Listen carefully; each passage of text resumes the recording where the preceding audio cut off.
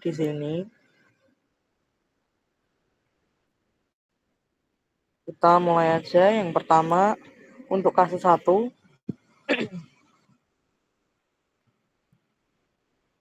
pengeluaran dan penerimaan di bawah ini terkait dengan tarif perbaikan tanah dan bangunan yang diperoleh untuk digunakan dalam operasi perusahaan selama tahun 2024. Penerimaan ditulis dalam tanda kurung. Nah, yang pertama ada uang yang dipinjam untuk membayar kontraktor bangunan, menerbitkan wesel sebesar 1.100.000.000, pembayaran untuk konstruksi dari hasil wesel sebesar 1.100.000.000, biaya pengisian dan pembersihan tanah 40 juta, dan seterusnya ya. Kemudian di sini diminta untuk mengidentifikasikan setiap item berdasarkan abjad dan susunlah item dalam bentuk kolom menggunakan format yang ditunjukkan di bawah ini. Semua jumlah penerimaan harus dilaporkan dalam tanda kurung. Untuk setiap jumlah yang dimasukkan dalam kolom akun lain-lain, tunjukkan juga jumlah akun.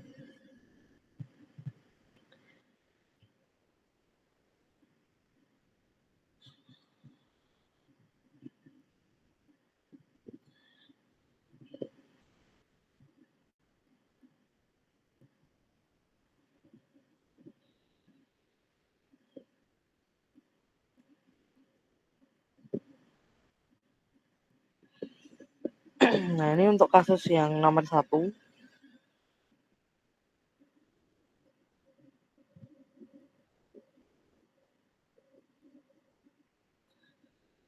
Yang pertama tadi ada uang yang dipinjam untuk membayar kontraktor bangunan dengan menerbitkan wesel.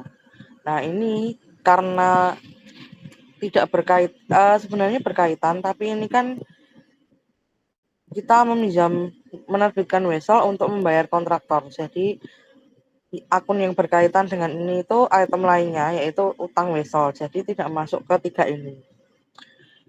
Kemudian yang kedua ada pembayaran untuk konstruksi dari hasil wesel. Nah, karena di sini udah jelas ya ada konstruksi, jadi langsung masuk ke bangunan sebesar 1.100.000.000. Terus kemudian yang ketiga ada biaya pengisian dan pembersihan tanah. Nah, biaya pengisian dan pembersihan tanah ini kan dikeluarkan itu untuk mempersiapkan tanah sebelum bisa dibangun ya. Jadi masuknya dikapitalisasi sebagai tanah 40 juta. Kemudian ada tunggakan pajak real estate atas properti yang diambil alih oleh pembeli.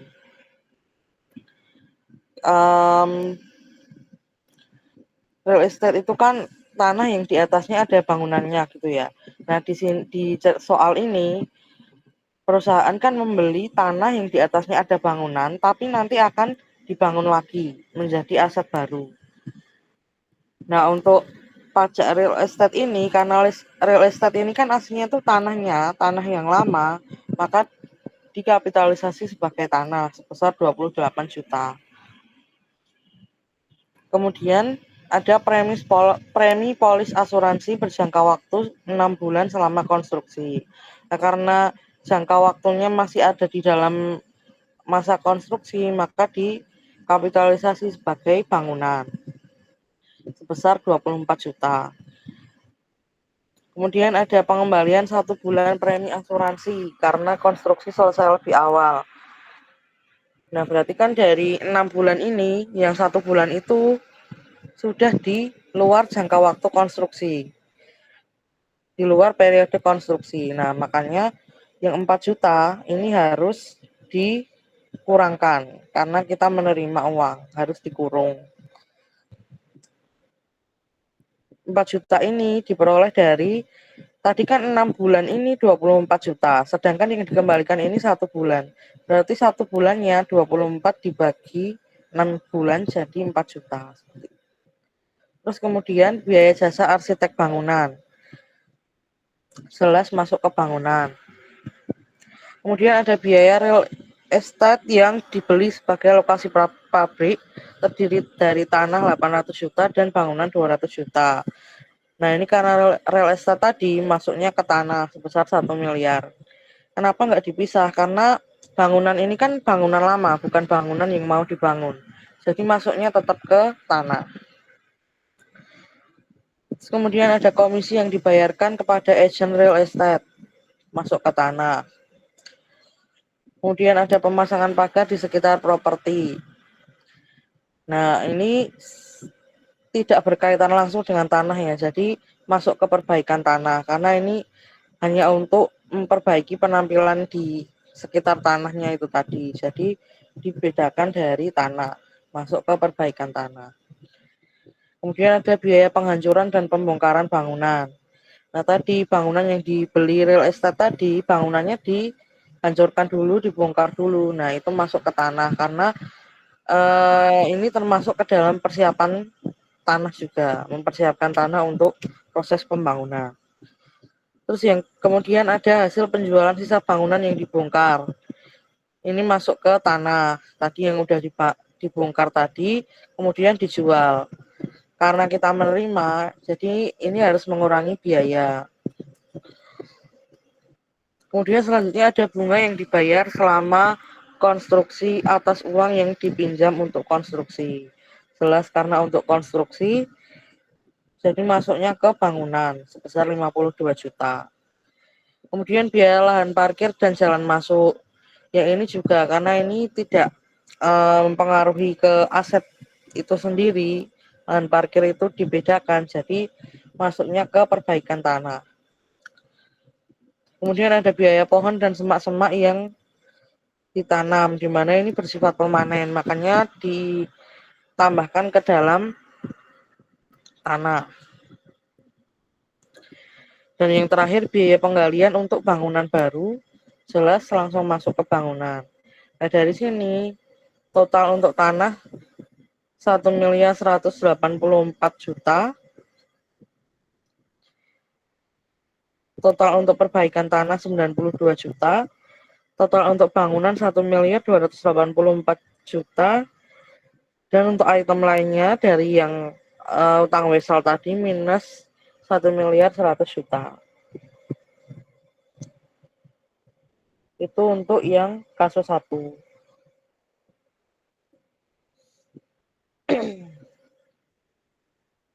Kemudian untuk kasus 2.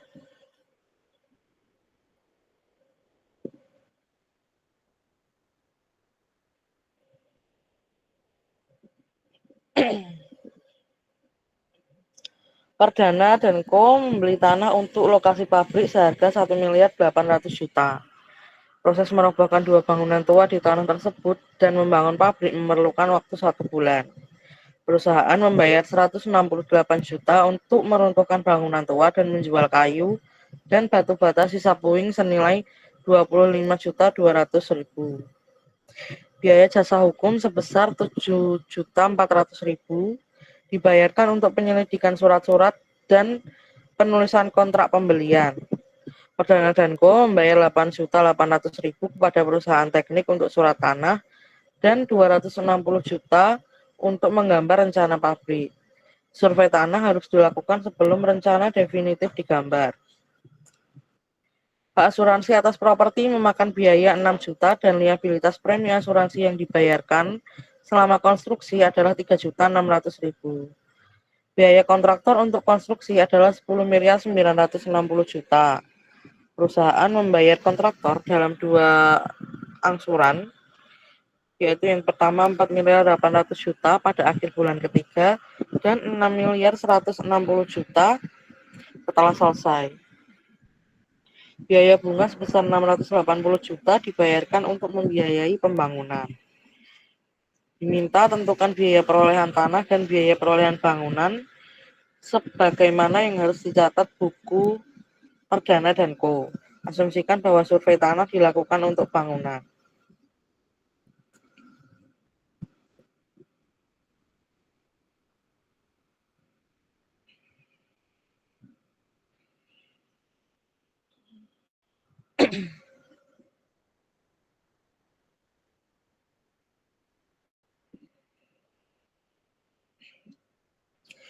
Ya, jadi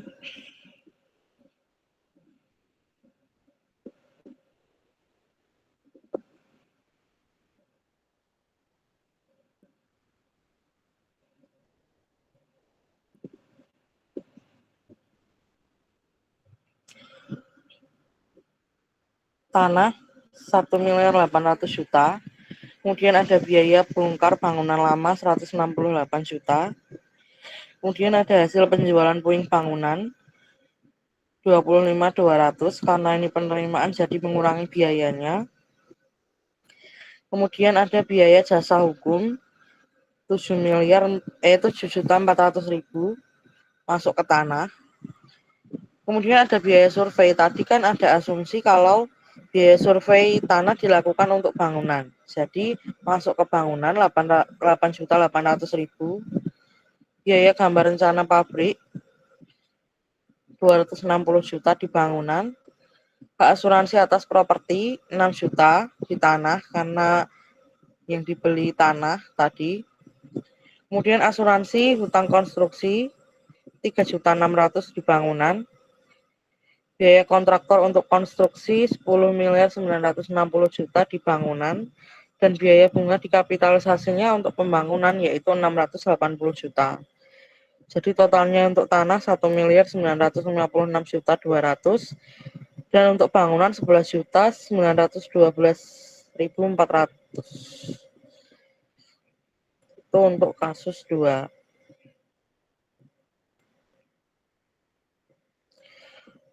Kemudian untuk kasus 3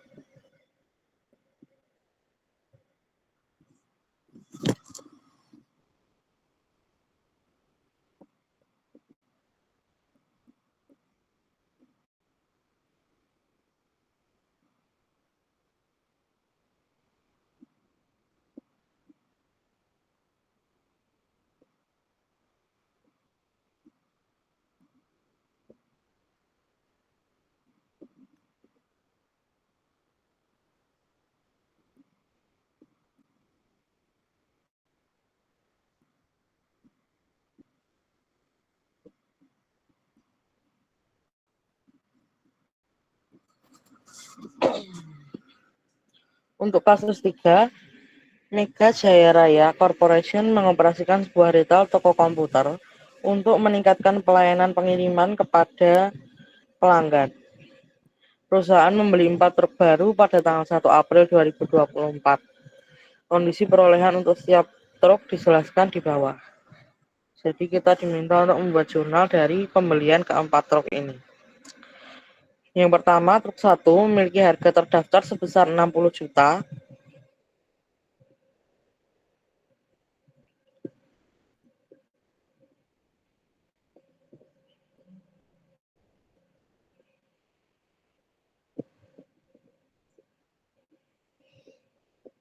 Sebesar 60 juta dan diperoleh dengan pembayaran tunai 55.600.000.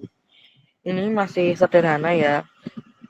Dibayar dengan kas, jadi mendebit truk 1 dan mengkredit kas nominalnya 55.600 karena pembayarannya kas yang benar-benar dikeluarkan itu 55.600.000. Jadi yang dicatat di sini itu adalah 55.600.000. Kemudian yang kedua, truk 2 memiliki harga terdaftar sebesar 80 juta dan diperoleh dengan membayar uang muka sebesar 8 juta dan menerbitkan wesel tanpa bunga dengan jumlah nominal sebesar 72 juta, di mana wesel ini jatuh temponya 1 April 2025.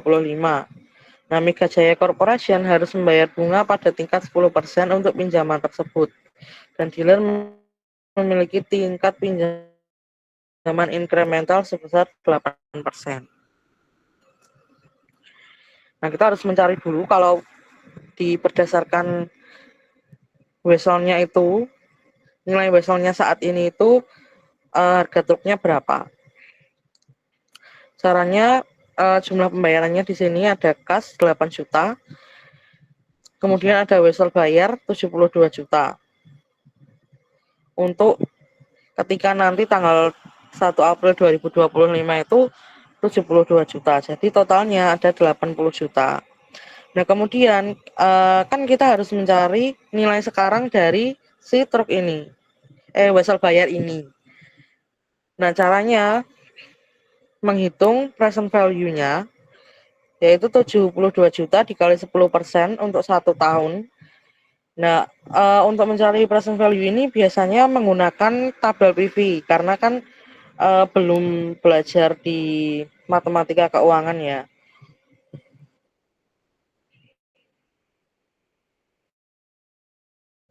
Jadi menggunakan tabel PV. Contohnya,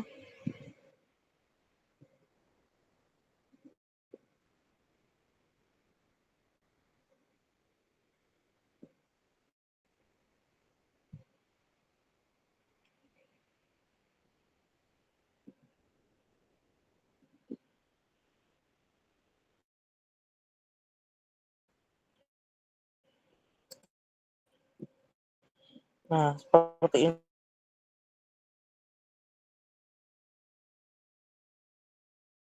ini ya. Untuk tadi misalnya itu kan persentasenya 10% dan kemudian jatuh temponya itu 1 tahun kemudian. Jadi dari tabel ini dari periodenya 1 ditemukan ini 0,909 sekian.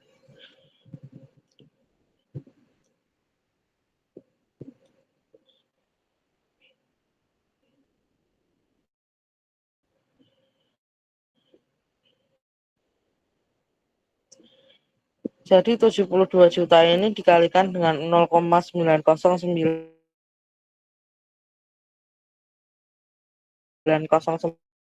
ini dan ketemu hasilnya 65 juta 464,80.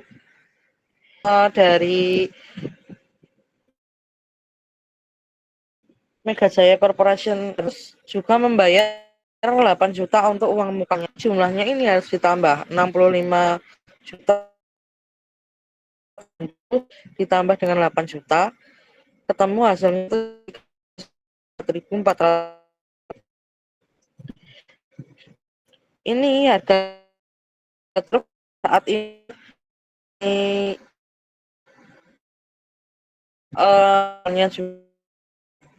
sekarang sekian, tambah dengan uang muka di sekian. Nah, kemudian diskonto yang ada di Wesel itu 80 juta dikurangi dengan 73 juta sekian tadi hasilnya 6.545.520. Nah, terus kemudian untuk jurnalnya mendebit truk 2 sebesar 73.454.480 dari sini tadi. Kemudian mendebit diskonto wesel bayar dari selisihnya nilai diskonto tadi jadi 6.545.520. Kemudian mengkredit kas. Kasnya yang dibayarkan tadi adalah 8 juta untuk uang muka dan hutang weselnya 72 juta. Itu untuk nomor 2. Kemudian untuk yang ketiga, truk 3 memiliki harga terdaftar sebesar 64 juta rupiah. Truk tersebut diperoleh dengan pertukaran sistem komputer yang dicatat Mega Jaya Raya Corporation dalam persediaan. Sistem komputer ini memiliki biaya perolehan sebesar 48 juta dan biasanya dijual oleh Mekarsari seharga 60.800.000. Mega Jaya Corporation menggunakan sistem persediaan perpetual.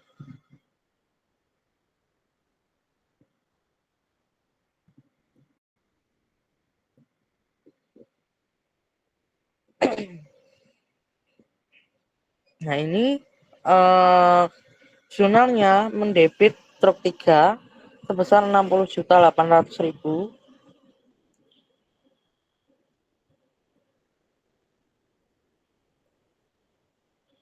diperoleh dari soalnya tadi kan biasanya dijual seharga 60.800.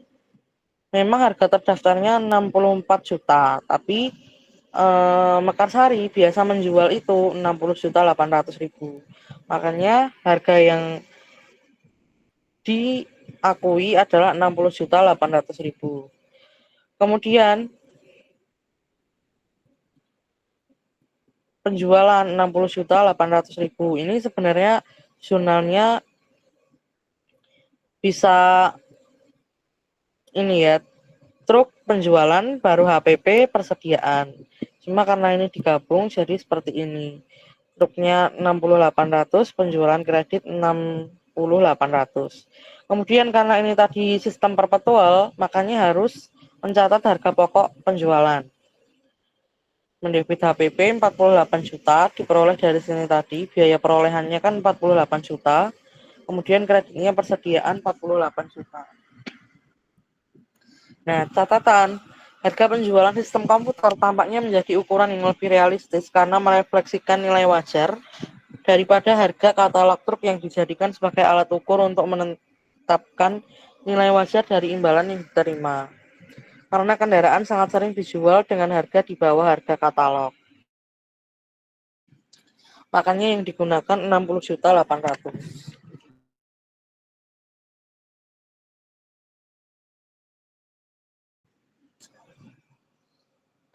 Terus kemudian untuk yang keempat, truk 4 memiliki harga terdaftar sebesar 56 juta. Truk ini diperoleh dengan pertukaran 1.000 saham biasa Mega Jaya Raya Corporation. Saham tersebut memiliki nilai pari sebesar 40.000 per saham dan nilai pasar sebesar 52.000 per saham. Nah, ketika ada pembelian menggunakan saham, maka yang boleh dicatat sebagai biaya perolehannya itu adalah nilai pasarnya. Nah, di sini kan nilai pasarnya 52.000, sahamnya 10.000, jadi 52 juta.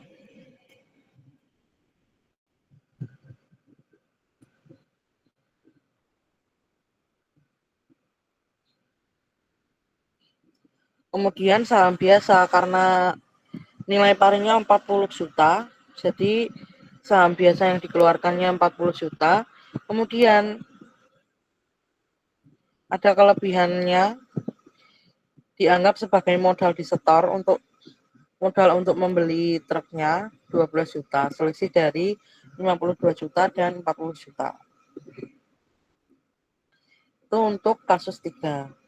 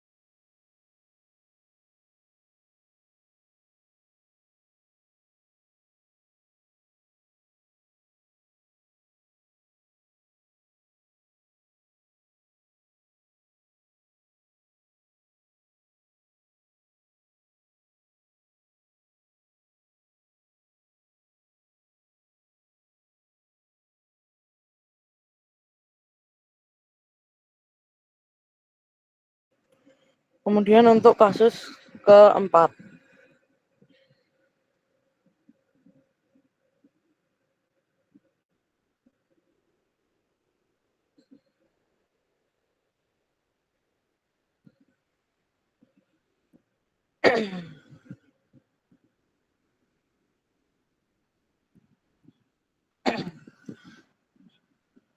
Doro Londa dan Co. membeli dan membangun berbagai peralatan yang digunakan dalam operasinya. Item-item berikut ini terkait dengan 2 jenis peralatan yang dicatat secara acak selama tahun 2024. Ada yang pembelian, ada yang konstruksi. Hitung total biaya untuk masing-masing peralatan tersebut. Jika item tidak dikapitalisasi sebagai biaya perolehan peralatan, tunjukkan bagaimana item harus dilaporkan. Jadi ini dari pembelian semua dimasukkan kecuali 2 jenis biaya ini. Ada premi untuk yang pembelian, ada premi asuransi yang dibayarkan selama tahun pertama operasi peralatan ini. Ini dipisahkan, tidak gabungkan. Kenapa? Karena premi asuransi yang dibayarkan selama tahun pertama pengoperasian peralatan ini harus dilaporkan sebagai biaya asuransi dan tidak dikapitalisasi.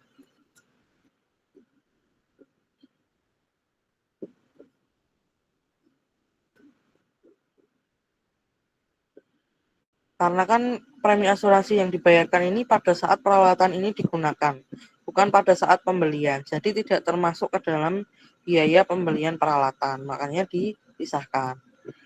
Kemudian yang kedua, untuk pembelian ada biaya perbaikan yang dibayarkan tahun pertama operasi peralatan baru. Biaya perbaikan yang terjadi pada tahun pertama operasi yang terkait dengan peralatan ini harus dilaporkan sebagai biaya perbaikan dan pemeliharaan dan tidak dikapitalisasi. Karena sama seperti yang tadi, karena biayanya kan dikeluarkan pada saat peralatan digunakan, bukan pada saat pembelian. Jadi tidak bisa dikapitalisasi sebagai biaya pembelian. Jadi total untuk biaya pembelian peralatannya adalah 496.400.000. Kemudian ada untuk biaya untuk konstruksi. Nah, dari semua biaya yang ada di data ini, ada dua biaya yang tidak boleh dikapitalisasikan ke dalam biaya konstruksi. Yang pertama ada bunga yang diperhitungkan atas dana yang digunakan selama konstruksi dari pembiayaan saham. Dan yang kedua ada keuntungan atas konstruksi sendiri.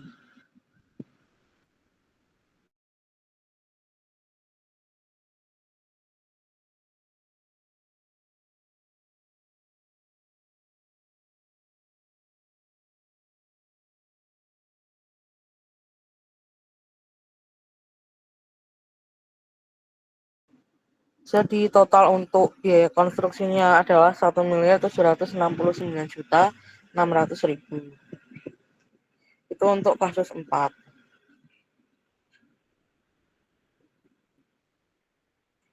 Kemudian untuk kasus kelima.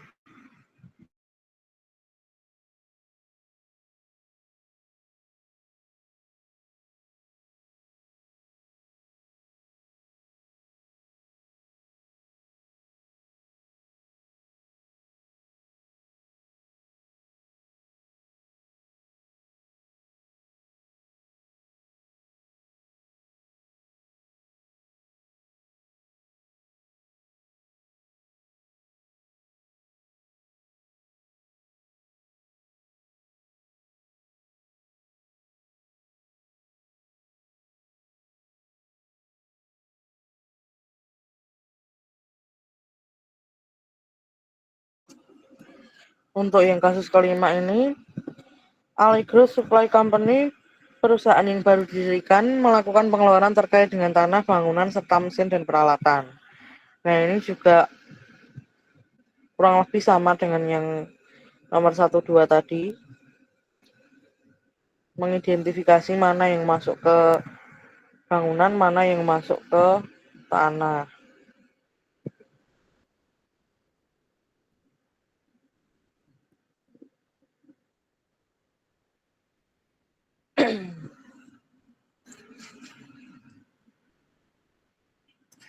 Yang pertama ada biaya jasa perusahaan abstrak untuk pencarian hak tanah. Jelas karena udah pencarian hak tanah berarti masuk ke tanah 7.800.000. Kemudian ada biaya jasa arsitek karena ini untuk mendesain bangunan maka masuk ke bangunan 47.550.000. Kemudian ada pembayaran kas untuk tanah dan bangunan rusak di atasnya. Ini juga jelas untuk tanah 1.380.000.000. Kemudian ada pembongkaran bangunan tua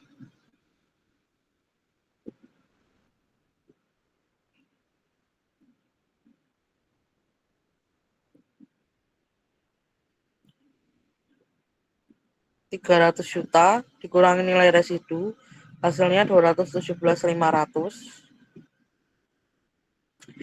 bisa ditulis dipisah dulu atau mau langsung 217.500 juga bisa. Kemudian ada bunga pinjaman jangka pendek selama konstruksi. Nah, ini dikapitalisasi sebagai bangunan sebesar 111 juta. Kemudian ada penggalian sebelum konstruksi untuk basement. Jadi untuk mempersiapkan bangunan, makanya masuk ke bangunan 285 juta. Kemudian ada mesin yang dibeli dikenakan diskon tunai yang tidak diambil 975.000.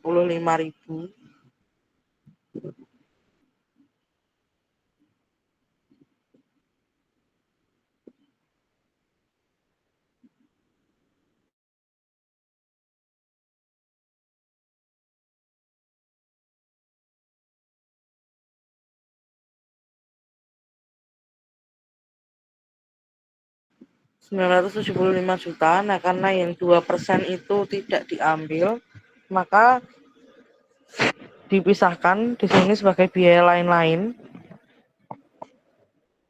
19.500.000. Nah, akunnya biaya lain-lain atau diskon yang hilang karena tidak diambil. Jadi untuk mesin dan peralatan hanya diakui 95.500.000. Terus ada pengiriman mesin yang dibeli 20.100.000 di mesin dan peralatan. Kemudian ada biaya penyimpanan mesin yang muncul karena bangunan belum selesai ketika mesin sampai ke lokasi sebesar 32.700.000.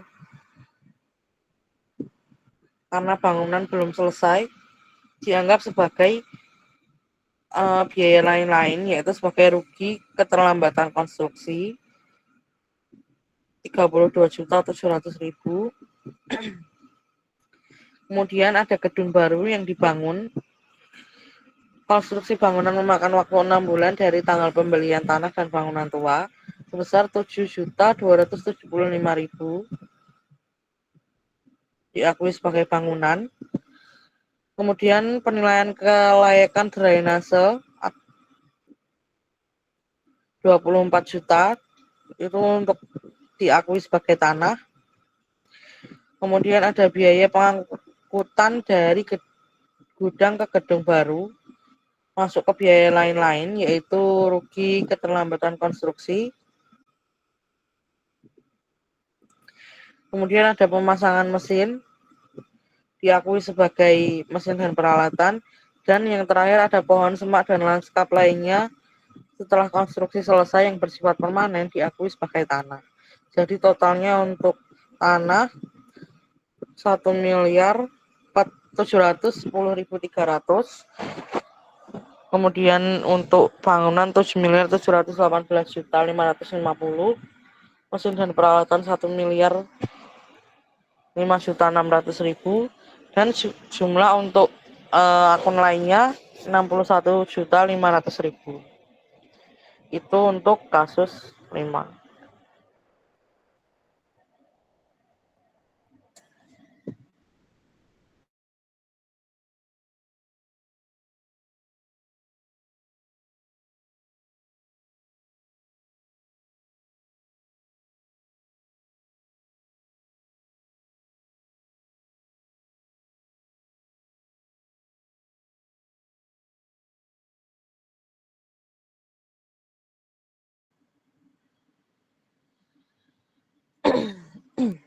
Kemudian untuk kasus 6.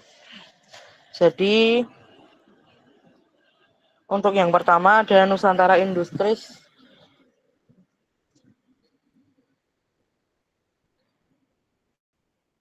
memperoleh tanah, bangunan, dan peralatan dari perusahaan yang bangkrut, yaitu Astraco, pada harga lamsam sebesar 2.720.000.000, di mana pada saat pembelian aset Astra memiliki nilai buku dan nilai berdasarkan penilai independen atau appraisal sebagai berikut. Jadi ada tanah nilai bukunya 800 juta, Terus kemudian nilai appraisal, yaitu yang dinilai oleh penilai itu ada 600 juta.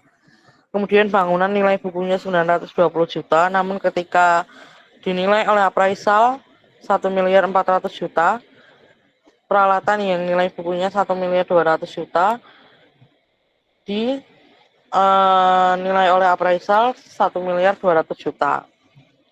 Nah, kemudian perusahaan ini sudah membuat jurnal seperti ini kan. Tanah debit 600 juta, bangunan debit 920 juta, dan peralatan debit 120 juta. Kreditnya kas 2.720.000 juta. Nah, padahal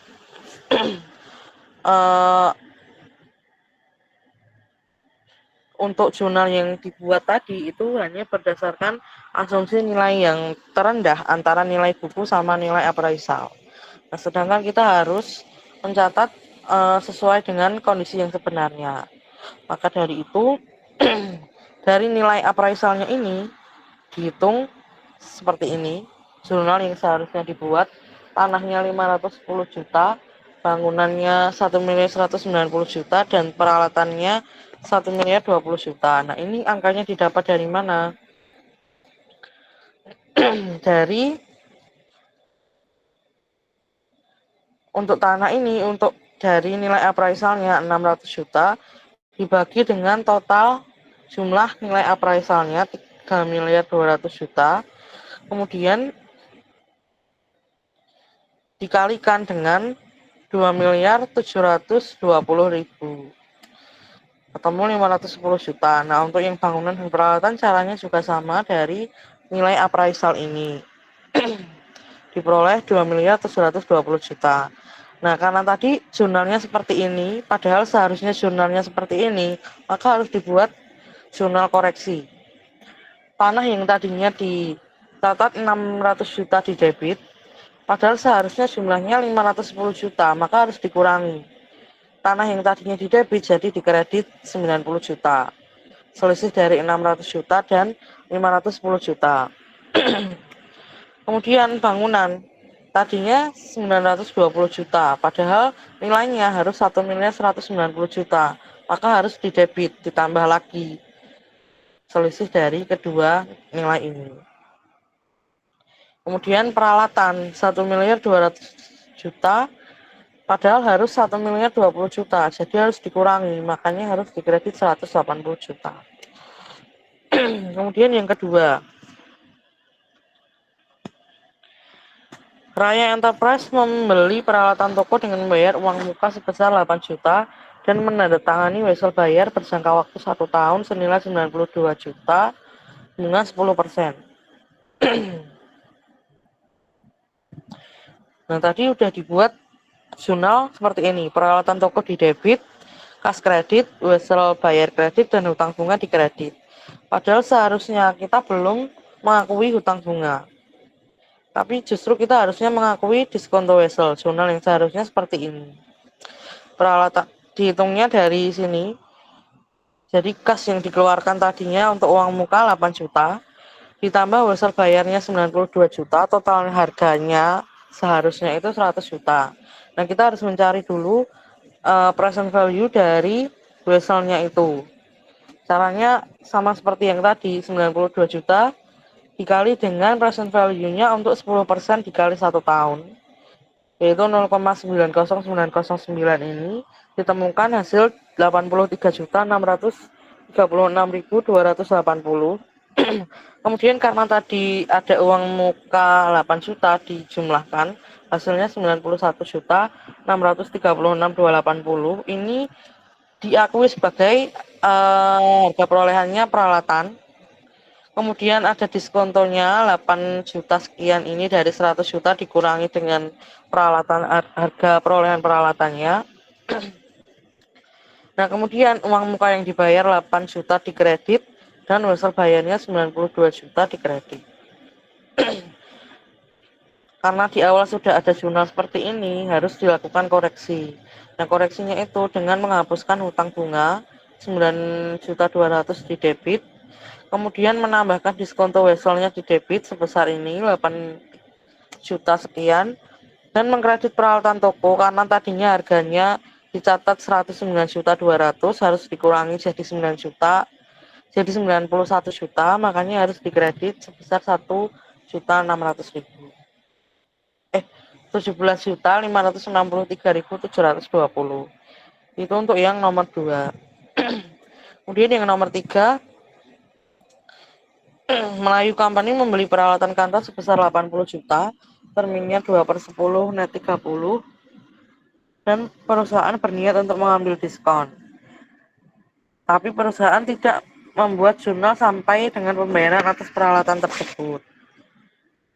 Nah, jadi perusahaan sudah membuat jurnal seperti ini, peralatan kantor, debit, kas, diskon, kredit.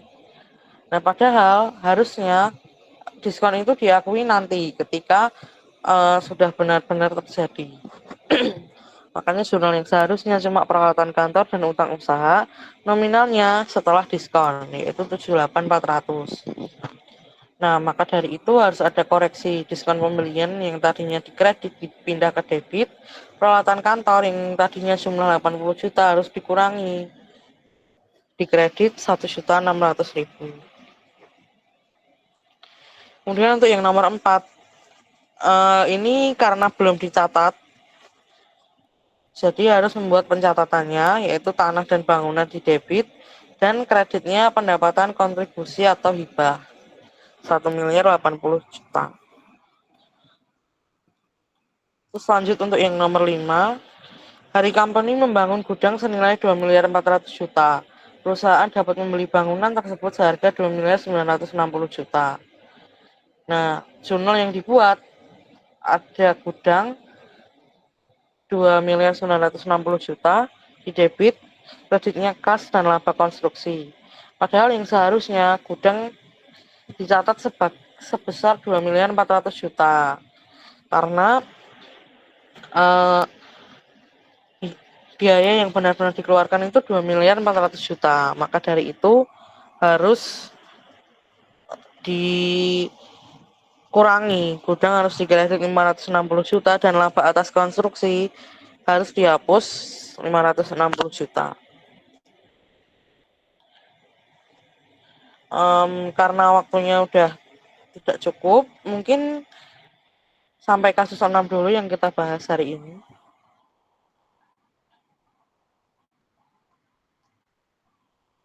Dari teman-teman ada yang mau ditanyakan dulu atau tidak?